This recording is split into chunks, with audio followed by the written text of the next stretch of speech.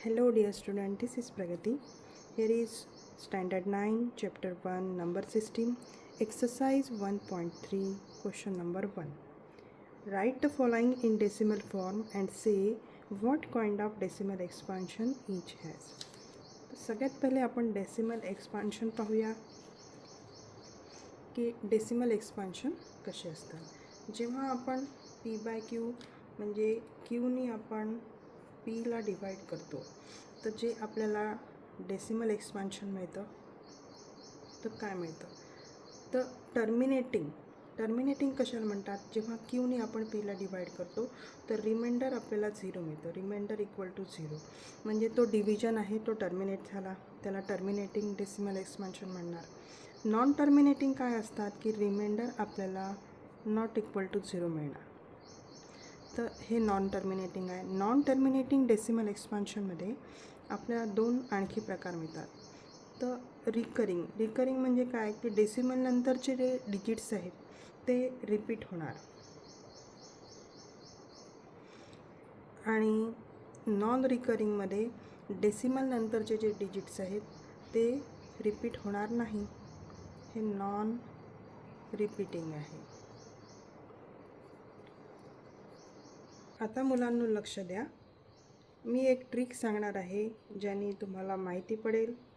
Without making a division तुम्ही सांगू शकता की तुमचा डेसिमल एक्सपान्शन हा टर्मिनेटिंग आहे की नाही.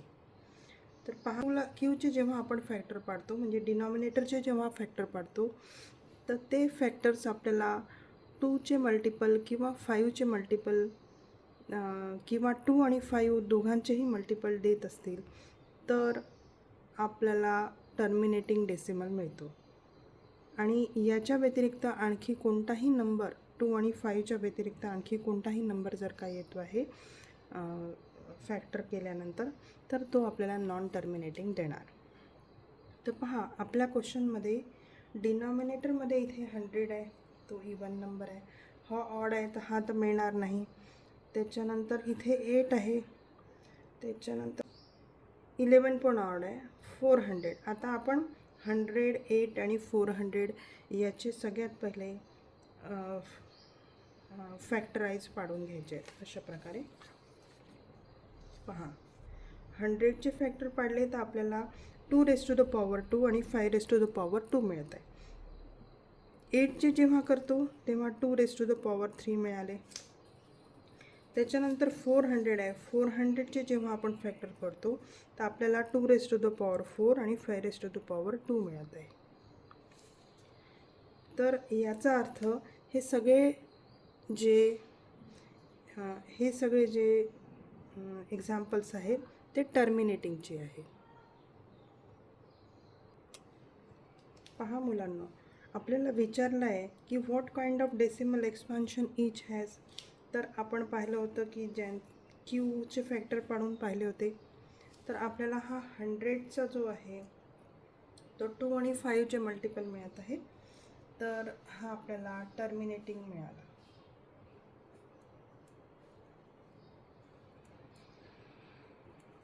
तुम्हाला मुलांना ॲक्च्युअल डिव्हिजन करायचं आहे. मी वेळ वाचावा म्हणून डिव्हिजन करून ठेवलेलं आहे.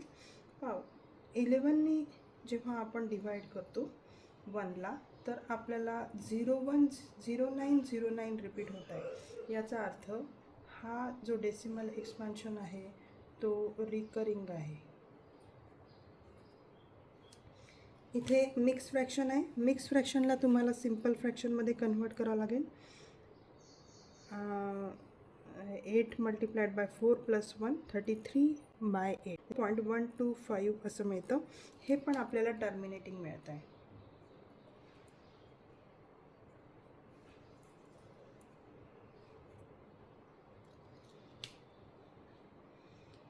आता आहे फोर्थवाला. फोर्थ मी इथे घेते. फोर्थवाला आहे 3/13. ह्याचं आपल्याला डेसिमल एक्सपान्शन मिळत आहे 0.2307692307. 230769 हा नंबर याच्यामध्ये रिपीट होत आहे. तर इथे आपल्याला रिकरिंग डेसिमल एक्सपान्शन मिळत आहे.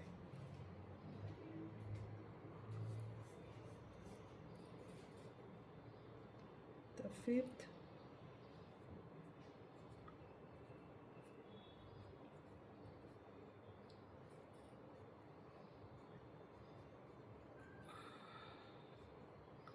इथे पण आपल्याला रिकरिंग डेसिमल मिळत आहे. आणि सिक्स्थवाला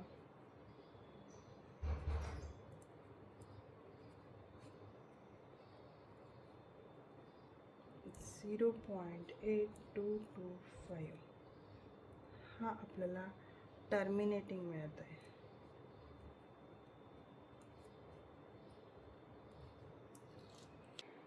Students, if you understand well, then please type yes in the comment.